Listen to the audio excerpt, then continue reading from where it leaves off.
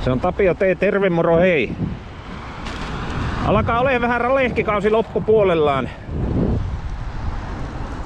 Samoin kuin lokakuu 25. Karvavaille 2300 kilsaa alkaen maaliskuulta tänä vuonna. Se on hyvä määrä kilometrejä. En muista minä vuonna viimeksi on ralehkilla tullut yli 2 tonnia ajettua. Tyytyväinen olen ollut setuppiin, joka pistettiin tähän pyörään tuossa vuodenpäivät takaperin. Tehtiin tämä merkittävä voimansiirron modernisointi. Ja kaikkien näiden hienojen vuoden 25 pyöräilyvaiheiden jälkeen ollaan taas siinä tilanteessa, että olen matkalla pyörähuoltoon. Mulla on tässä tämmönen pieni toivelista, mitä mä tähän haluan, ja sitten taskussani maksukortti projektin toteutusta varten. Lähdetään liikkeelle siitä. Kiekot on hyvät sekata, rihtaus tehdä, jos on tarvista. Kettinki varmasti ajettu ihan loppuun, 2300 kilsaa. Ketjutulkki räjähtääkö siihen tuon ketjuun tulkin pistää.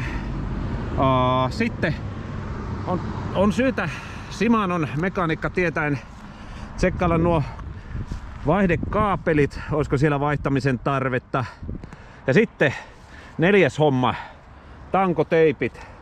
Tämä on ollut tässä 7 vuotta ja sen näkee. Muutama brevetti on ajettu ja vissi pyörä joskus kaatunutkin tuohon noin. Onko tuolla jopa reikä tangossa? Ei sentään.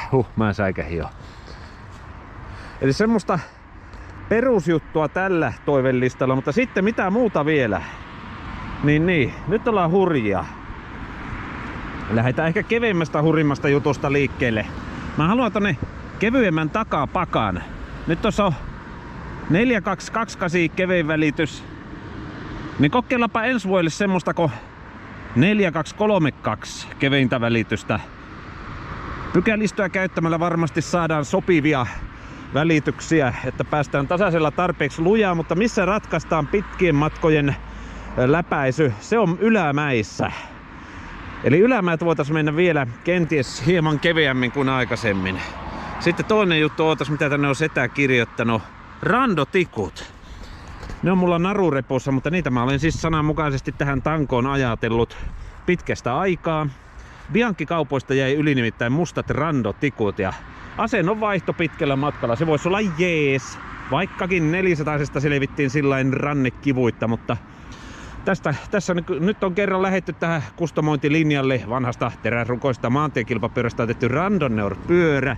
Huomaatte täällä muun muassa lokasuojat edessä että takana sekä nykyaikaisen voimaan siirron. Niin mennään sitten tällä linjalla eteenpäin randotikkuillen. Sitten mennään vielä hurjemmaksi. Mitä mä oon tuohon kirjoittanut? Voi kauhea. Tarakka, aatelkaa. Mutta löytyy Ortliipin seatbackia M-kokoa ja sitten L-kokoa. Että siinä saa vähän tuosta osviittaa, miten paljon laukut sinne taakse tälle kompulle mittaa tekevät. Mutta siis kun kulkurikymppiä uudistettiin tuossa kuukauden päivät takaperin, siihen saatiin tarakan kiinnitys semmosilla ovelilla palasilla, jotka tulee tuosta haarukan ympäri molemmin puolin. Ja näihin oveliin palasiin saadaan sitten pultit ja mutterit kiinnitettyä. Ja jos mä nyt ihan väärin ajattelen, niin täällähän on kiinnikkeet lokaarille, niin kaipa tuohon osaavat kätöiset saavat askarreltua myös tarakan vielä kiinni. Ajatuksena joko olemassa olevat Ortliipin tarakka sivulaukut tai sitten joku pienemmät vastaavanlaiset voisi olla aivan mukavat tavaran kuljetukseen. Olisi painopiste alhaalla ja näin päin pois. Taaksehan se paino joka tapauksessa on tullut silloinkin, kun on ollut Ortliipin seatback tuossa kiinni. Niitä en ole romukoppaa heittämässä, mutta semmoset mahdollisuudet valinnan mukaan kuskata tavaraa hyvinkin monenlaisilla välineillä, se kiinnostelee. Tämä loka-marraskuun vaihe on semmonen hyvä aika tehdä näitä pyörärakenteluhommia, kun hiekotussepelithän lakaistaan tuossa puolen vuoden päästä viimeistään. Sitten on pyörähuollossa ruuhkaa, mutta kun tekee tämän näin puoli vuotta aikaisemmin, ennen kuin oletettu maantiesesonki alkaa, niin onpahan tehty. Ei tuu kiirus. 24 vuotta. Ehkä päälle 20 000 kilsaa. Huomioiden, että jonakin vuosina ei paljon ole ajeltu. Toisina taas sitäkin enemmän. Niin se vaan.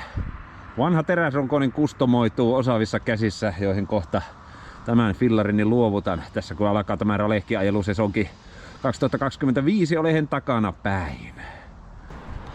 Alkuperäiset komponentit hupenevat. Nyt laitetaan leveämpi tanko, johon saadaan ne randotikut menemään. On nimittäin semmonen musta tanko, jonka joku oli kuulemma joskus ostanut ja oli yrittänyt vissiin vähän väkisin kiinnittää, kun oli kauheat skraidut siinä mustassa tangossa. Oli sitten pallauttanut ja todennut, että ei ollut sopiva. Minä saan mustan leveämmän tangon, jonka pitäisi siihen vanhaan stemmiin sopia. Siinä on kauheat skraidut, mutta sinnehän ne jää sitten alle piiloon, kun laitetaan keltaiset tankoteipit. Mitäs muuta vielä mainittavaa arvosta tässä kun pyörä on jätetty? Muutamassa päivässä kuulemma valmista tulee ja mä sanon, että kunhan ennen hiekotussepelien lakaisua tähän valmista, niin riittää mulle. Taakse laitetaan uutta katorskinia, muuten mennään sitten sen työlistan mukaan mitä tuossa laadin. Kyllä näin hyvin säilynyt ruska. Kellertävät Vaahteran lehdet tietävät varsin onnistunutta ralehkihuoltoa tällekin kertaa. Harvemmin ralehkin kanssa on liikkeellä keltaisen Ortlieb tarakkalaukun kanssa. Ei siinä tarakkaa ennen ollutkaan. Yleensä olen kotiruuan ystävä, mutta nyt kun randopyörässä on tarakka, niin on melkein pakko tämmönen otan mukaan ja pyöräilytyyppinen ruokailu järjestää tälle päivälle. Siinä se olisi ohojaamo. Sen kanssa on tehty iso työ. Ensinnäkin piti stemmi vaihtaa, että saadaan mahtumaan tämä uusi tanko.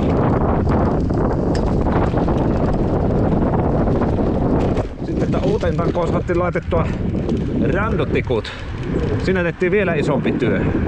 Täällä on värkkäyksenä tämmönen metallitanko, joka auttaa randotikkuja pysymään paikallaan.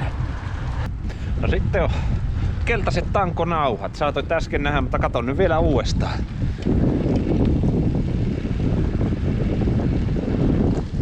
Siistin näköinen. No seuraava juttu. Stemmistä puheen ollen. Kun piti vaihtaa uusi stemmi, siitä tuli lyhyempi kuin mitä oli se vanha. Niin ajoasento ei ole enää niin aggressiivinen. Jopa mukava randotouhuja ajatellen. Pysty. Takakasetti uusittiin. Samaten ketjut. Ja takavaihtajan kaapeli. Tarakka. Siellä on ruokakuljetus. Siellä on valot. Randotikkuihin olen laittanut etuvalon. Alkaa jo hämärtää. Joo, niin kuin oli puhetta, niin säittävä stemmi on lyhyempi ja ajoasento vähemmän aggressiivinen. Äkkiseltään tuntuu vakaalta kuorman kanssa ajella. Jos olisi enempi kuormaa, olisi viisasta jakaa se 2 laukkuun. Tällä nyt ei lähdetä mitään ultraraskaita pakkinkeja tekemään. Mennään aika tämmöisellä sanotaan kevyellä setillä. Vanha tanko oli kuulemma saanut osumia ja kun mä sitä tarkemmin kattelin, niin se lähti sitten metallin kierrätykseen. Sille koittaa uusia aika raaka-aineena. Stemmin jätin pyöräliikkeeseen, saavat sen johonkin pyörään kiinnittää, jos tulee tarvista. Hetken kiiltää voiman siirtoa. Äkkivilkaisulla näyttää samalta vanhalta tutulta. Ja niinhän tämä onkin. Mutta sitten miltä tuntuu ajella niin sanotusti lepareilta. Näihin pitää vielä vähän totutella. Mä tänne mukavasti yllä ja kyllähän nämä nyt ihan randotikkuilta tuntuu. Mutta tässä pyörässä randotikut, niitä ei ole ollut varmaan 10 vuoteen.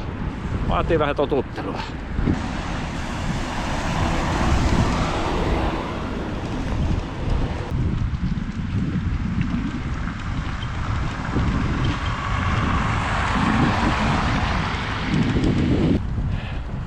Yksi mikä jännitti oli se, ottaako jalat laukkuihin kiinni. Eipä ota. Vanhojen osien ja komponenttien perään mä en niin haikaile. Mukavuus ja käyttö edellä mennään niin kauan kunhan runko ja etuhaarukka pyssyy. Nyt on siis stemmikin vaihdettu. Kesän perään vähän haikaile. Onneksi tässä on vappuun semmonen puoli vuotta aikaa. Ei se kustomointi mittaka tällä pyörällä ei olla mihinkään eroikkahan lähönsä. Taas kyllä tämä Lähestyvä marraskuu on niin rätti vasten kasvoja niillä realiteeteilla, että on taas tehty viisas temppu, randotykki, kunnostettu silloin, kun alkaa olla jo todellakin kesä takanapäin ja tämän vuoden monet siistit ajot ajettuna.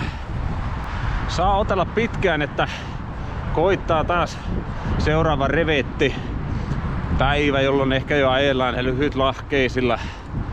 Ja päästään nauttimaan kustomoidun pyörän uusista ominaisuuksista. Olisi ajokalustoa on. Ja voi tuossa talven läpi harjoitella ja tämä pyörä pikkuhiljaa pistetään tässä nyt levolle tämän vuoden tullessa päätökseensä. Sitten kesällä tai keväällä, kun alkaa taas olla enempi noita peruspyöriä liikenteeseen ja niiden ropaaminen vie tuolla huollonsa kaiken ajan. Silloin mun randotykkini on jo valmiina ja lähdetään ajelemaan.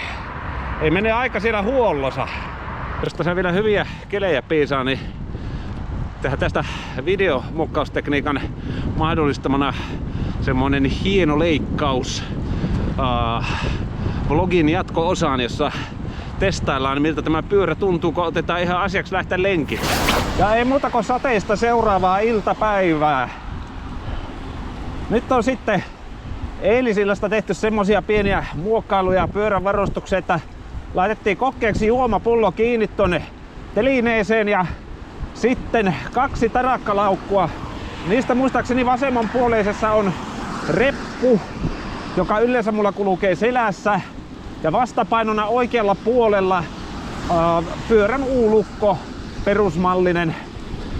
Että suunnilleen takalaukut ovat nyt balanssissa. Pääsen sitten vähän kokeilemaan, miltä se tuntuu, kun siellä takana alhaalla on painoa. Voisin sanoa erilaiselta. Olen tottunut siihen, että peräporkkana tuossa takana heiluu pitkillä matkoilla ja selässä on reppu. Monesti sanon, että se reppu on miellyttävää käyttää, mutta ei tämä nyt hullumpi ole näinkään, että kaikki on tonne taakse pakattu. Nyt on ehtinyt yö yli nukkua tämän uuden ohjaamon kanssa. Faktahan on se, että tämä on ehkä, heittäisin, en muista tarkkoja lukuja, pari senttiä nyt lähempänä mitä sen Ralehkin vanhan stemmin kanssa. Äkkiseltään tuntuu tosi hyvältä. Tykkää vähän pystymässä asennossa olla ajellessa. Kahvoilla on oikein mukava oleskella. Tuohon kun nostaa käden näin, niin ollaan vielä pystymässä. Yläotteita vähän tietysti kehnosti saa nyt täältä laidoilta kiinni. Ranteet on vähän hankalassa asennossa, kun randotikut aika paljon vievät tuota tilaa. Toisaalta, jos haluaa istuskella selkä suorassa, niin siinä tapauksessa nappaa tuosta pehmikkeitä kiinni ja laskee kämmeneensä siihen. Istuskelee kuin sohvalla. Siis onhan tämä painavamman tuntunen ajella luonnollisesti. Ja se, että paino on alhaalla, se nyt on uusi asia, mihin totutella täytyy, mutta edelleen sanon, ei huono homma ollenkaan. Niin kauan kun pitää pakasit kohtuullisena. Tähän mahtuu vaan 28 milliä leviät Katorskini-renkaat tällä hetkellä. Jos lokareiden kanssa mahtuisi leviämät, mä laittaisin 32. En usko, että mä vauhdeissa mitenkään häviäisi. Eikä se olisi vaan vähän semmonen mukavuustekijä, mutta 2-kasella mä oon kuitenkin kohtuullisen paljon ajellut erilaisilla fillareilla, hybridillä ja sinkulalla ja tällä. Olisiko liian sillä Bianchillakin silloin, kun mulla vielä teräsrunko Bianchi oli. Vai olisiko siinä ollut 25? Mä en muista enää tarkkaan. Mutta rengastus sinällään tuttu, turvallinen. Hei, siirrytään seuraavaksi tänne randotikku-osastolle. Mekaanikon sanoin, näiden kiinnitystapa on semmonen, miten se sanoisi, auttavasti toimiva. Jos haluaa enempi randotikkuille nojailla, niin kannattaisi hommata semmonen tikkusysteemi, missä kiinnitys on kuin räätälöity tälle tangolle, kun tässä nyt on tämä patentti alumiinitanko, jolla stemmiä vasten nämä tikut on tähän asentoon lukittu. Ei tämä nyt hullummalta tunnu. Vähän tässä vielä kädet ja sitten kyynärvarret hakkee paikkaansa mihin nojailisi, mutta se funktio mikä randotikkuilla on näissä hommissa painavan pyörän kanssa, se että pääsee vähän asentoa vaihtamaan ja lepputtaa käsiä. Sehän se on se niitten semmonen tärkein funktio ja voimavara. Siinä se on. Kuvattuna sivulta, edestä sekä takaa. Hyvä ystäväni, nyt tässä vaiheessa on sitten tullut aika kiittää sinua tämän videon kahtelusta ja toivottaa iloa ja rauhaa sun päivään. Se takkuu varmasti tavataan seuraavalla kerralla jossakin joskus pyöräilyhaisten YouTuberten merkeissä. Kiitos kun olit mukana ja nähdään taas seuraavalla pyöräilyvideolla. Heippa!